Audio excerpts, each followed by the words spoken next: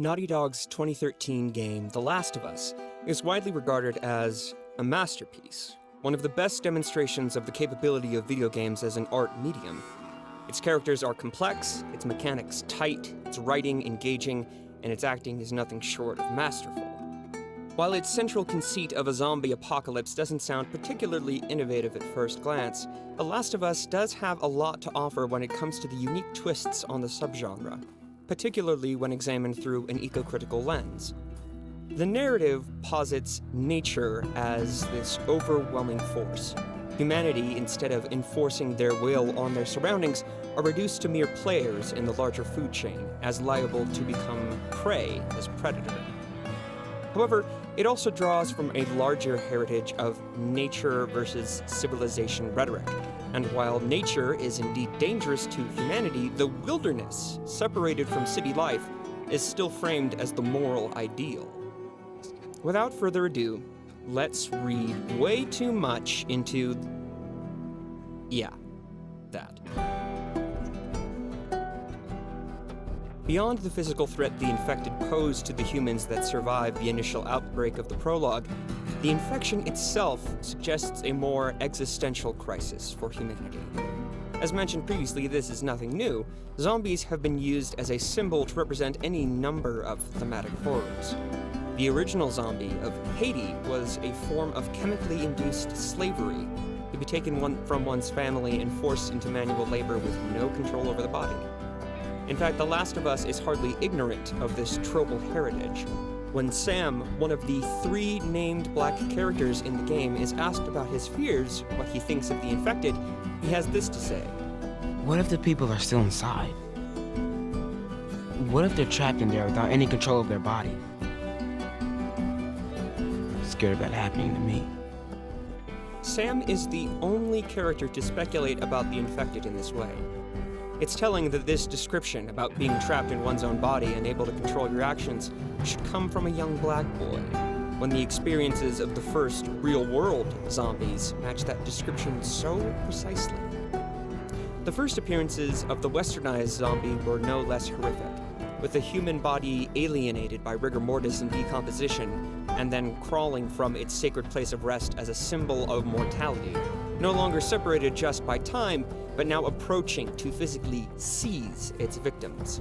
Zombies, of course, evolved, representing everything from disease to poverty, the hubris of careless science, and so much more than can be discussed here. But The Last of Us's infected are something acutely different, acutely natural. It's easy to take comfort in binaries, 2 things that are completely and utterly opposite to each other. And one of the most comforting binaries that humans throughout history have relied on for their sense of identity is human versus nature. The idea that there's something special that distinguishes us from dogs or cats or ants, let's say. The fictional fungus that topples civilization in The Last of Us is based on a real genus of life, the Cordyceps family of fungi, which are most well known for a few choice species that infect the bodies of insects and puppet them into the most ideal position to spread their spores. Spores from a parasitic fungus called Cordyceps have infiltrated their bodies and their minds, compelling her to head where conditions are perfect. like something out of science fiction. The fruiting body of the Cordyceps erupts from the ant's head. But more than just ants are at risk.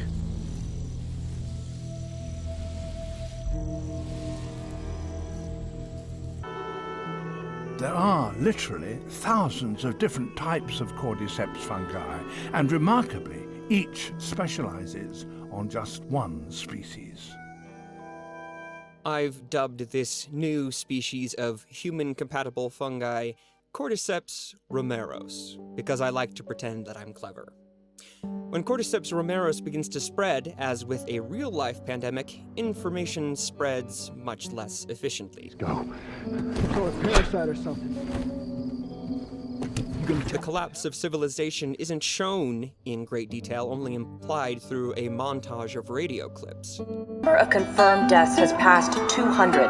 The governor has called a state of emergency. There are hundreds and hundreds of bodies lining the streets. Panic spread worldwide. However, rather than showing any of the chaos, the radio montage is played over fungal growth. Not all of these clips are of cordyceps species, but the implication is very clear. This chaos, this devastation that the player hears, is facilitated, intrinsically tied with the growth, the survival and reproduction of an organism, a species. There's no mystical curse or artificial agent that destroys humanity for its use. It's just evolution. It is a natural process. Cordyceps romeros violates that binary separation between what is human and what is natural. It penetrates the body, invades it, and changes the personality of the victim, the first of many characteristics that we like to believe makes humans so special. The early stages of infection might seem animalistic, but human hosts are reduced below even animals as the infection progresses. As the host body decomposes, it does eventually find somewhere nice to settle down, sprout those fruiting bodies, and release spores into the air. Look closely at this example of an infected. The clicker here was clearly once human, but its infection is so advanced that the fungus has grown and bound itself to the door. What was once a human body, special, privileged, has become a moldering, inanimate source of nutrients. The human body doesn't even enjoy a place of privilege as a host, as the fungus expands to cover the doorway and walls, benefiting from the sturdier construction. Speaking of clickers, notice the way that Romeros manifests externally in its hosts, given enough time. It sprouts fruiting bodies not through the top of the head, but out through the face. The structure most recognizable to other humans, another innate, special characteristic. The host humanity is stripped of them, not just by having their behavior changed, but by their very identity being destroyed, made indistinguishable from any other infected in the eyes of the survivors. One of the final ways that Cordyceps romeros violates human exceptionalism is much less obvious, described only in letters and dialogue, and for understandable reasons. What is the official term for infection? Once it has invaded the human body, where does the fungus travel to begin its life cycle, to prepare to strip the host of its identity and personality? But it grows all over the brain. The human brain. The symbol of sapience, intelligence, the concrete evidence that can be put forward as the reason for why we are so special, so different from nature, becomes a part of nature itself. So much protein and lipids that Romeros can draw from to fuel its growth. Is it any wonder, then, that infected characters react with such fear and hostility when contemplating their impending fate? There's no way that... I will not turn into one of those things. Some characters try to reclaim that lost binary, separating the infected from the uninfected in their minds. They might still look like people, but that person is not in there anymore. But for some, that distinction is far less apparent. When Sam's infection progresses and he attacks Ellie, Joel is ready to kill the intruder, but Sam's older brother Henry does not, cannot, see the attacking creature as anything other than what it used to be. That's my fucking brother! Are the infected human? Are they a part of nature, a violent animal, or just food? Various characters have their own opinions, but The Last of Us itself does not offer anything to the player in the way of conclusions, except that nature violates any concept of humans being above it all when it comes to the circle of life. But The Last of Us isn't just a story about zombies. In fact, most of the storytelling for which the game is so fondly remembered is about survivors. But even when we're talking about people, we're still talking about nature. There are 3 very specific instances where people are referred to as animals. And these are always provoked and meant to indicate the speaker's disgust for the target's violence. The first instance is easy to miss, a journal entry that a soldier wrote regarding a rebellion by the people of a quarantine zone. I just watched a mob douse Captain Maestros and the rest of my team in gasoline and burn them alive. The animals were actually celebrating. The next time it happens is when Ellie is insulting David and the people of the town he leads, whom she has rightly deduced are cannibals. You're a fucking animal.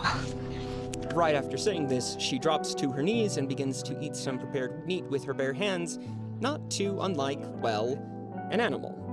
But placing these 2 actions together makes a very specific point. What makes the cannibal town animals is not a lack of refinement or sophistication, but specifically their violence towards other human beings. And the final instance is near the very end of the game. Joel enters the operating room of a hospital occupied by the Fireflies, intending to take Ellie away with him by violent force if necessary. You fucking animal! Harry, shut the hell up!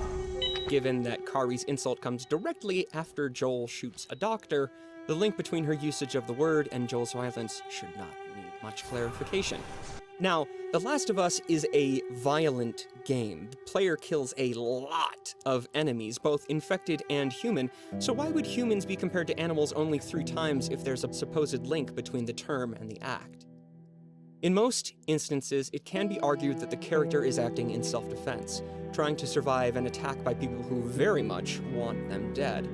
However, the people referred to as animals have committed some act of gratuitous violence.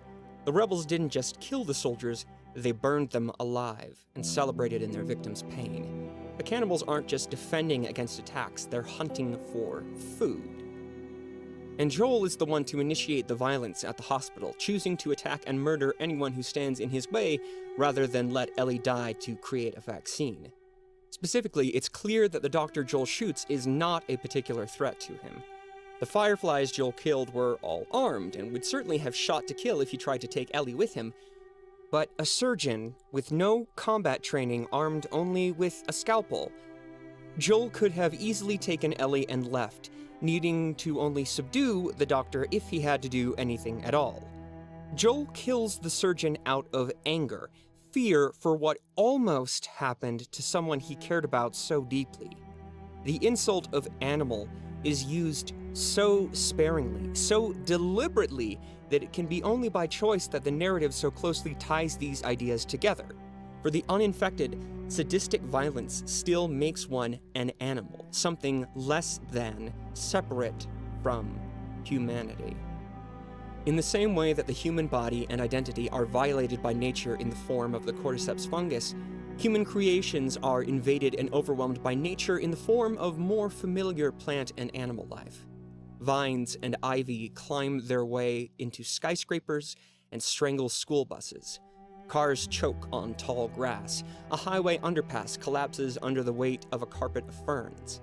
Even a piece of construction equipment, a backhoe, a potent symbol of human industry and creation, is now no more than the humble home of a tree.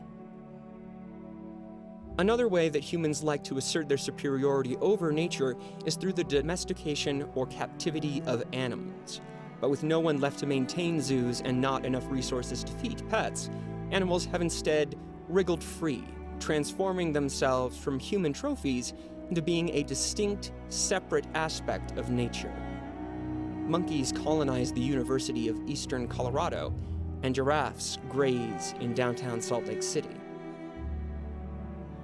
Cordyceps romeros may challenge and distort what it means to be human, but in subtler ways throughout almost every frame of the game, nature as a broader whole steadily erodes what it means to have ever been human. Despite humanity's removal from its privileged place as outside of nature, The Last of Us still embraces and reenacts a long-standing tradition of semi-pastoralism in the way that civilization is often characterized as corrupt. Even before society has collapsed, it's the people living in cities that are dangerous, that are the most prone to infection. Tori sick? No, of course not. How do you know? They said it's just people in the city. We're good. Didn't Jimmy work in the city? That's right, he did. But after 20 years, in the remaining pockets of civilization, things have not become much better. The military, keepers of the peace, they hoard food and murder civilians, abusing their positions of authority. Your fellow hunters do this? Cute. And no, my money's on the military. Why would they mow down all these people? You can't let everyone in. So they killed them? Dead. Why wouldn't they give them their food? Sometimes they ran out. Most times they just held on to it. That never happened in Boston. Trust me, it happened all the time. And the people they're supposed to protect aren't much better, morally speaking. In addition to the animals that burned the military team alive, the people of one quarantine zone rebel, massacring the remaining soldiers and ambushing any passers-by to steal resources. Man, you gotta be crazy to string up soldiers.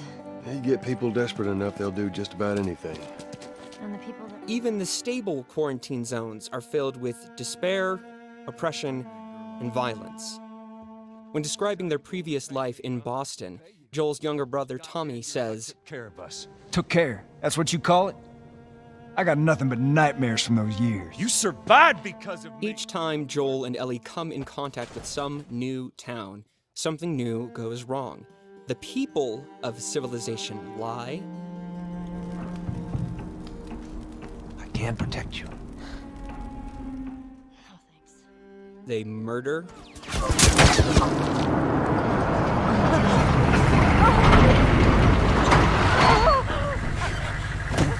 No! They are, in short, monstrous. You think you know me? Huh? Well, let me tell you something. You have no idea. Even the air in civilization is poisonous, suffocating. Fucking hate the smell of the city. Unlike their real-world counterparts, Cordyceps infected hosts find private, enclosed areas to distribute their spores, and subterranean locales are never a safe place to rest within the narrative context of the game. The narrative does pay lip service to the boons of an organized society. As much as everyone complains about it, you got all these poor bastards wishing they were living on the inside.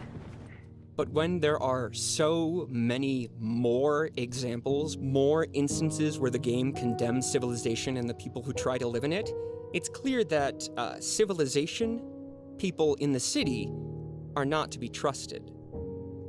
In contrast, the world outside of cities and suburbs is repeatedly characterized as safe, even pleasant in some cases. On many occasions, characters escape from a place of urbanization to a place of nature, and this natural world is always safer than the place from which they came. In a few instances, the characters regard a natural environment to be so safe that they can joke around or discuss their private lives. It's like we're on a date.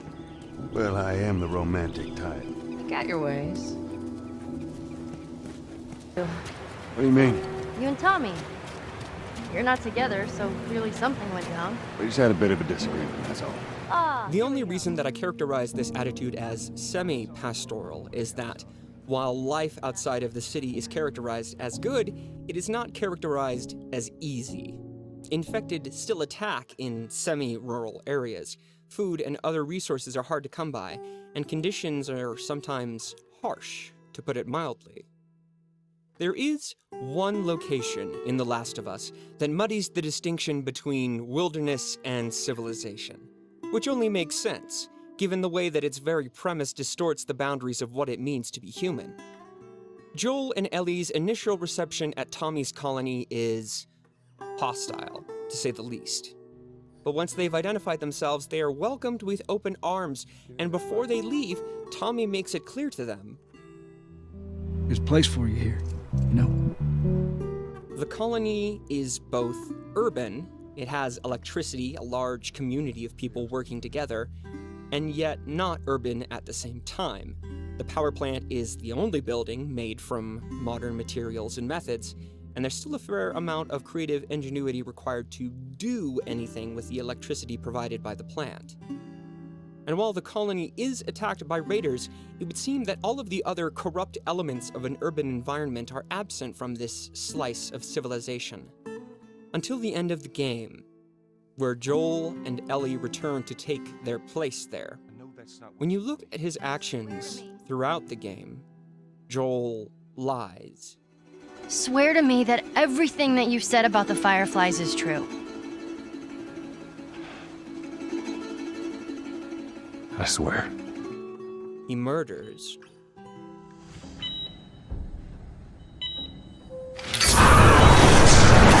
He is, in short, monstrous. No, girl. Fuck! Focus right here, right here.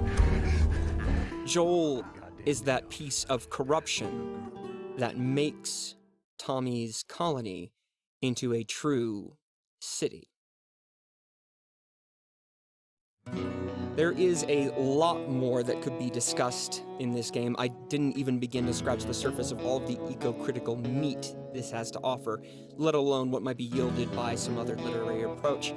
However, I'm still writing this script 4.5 hours before the assignment is due, and I'm still recording this script 3.5 hours before that assignment is due, and I still need to edit the video together. I am by no means the ultimate authority on these kinds of things, but I hope that this deep dive into The Last of Us was able to inspire you, to provoke some deeper, closer thoughts about the way we experience all media.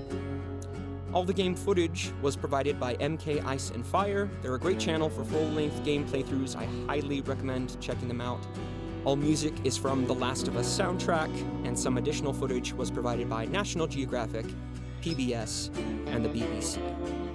I'm Chris Walters. Thanks for reading way too much into this with me, and remember to look for the little things.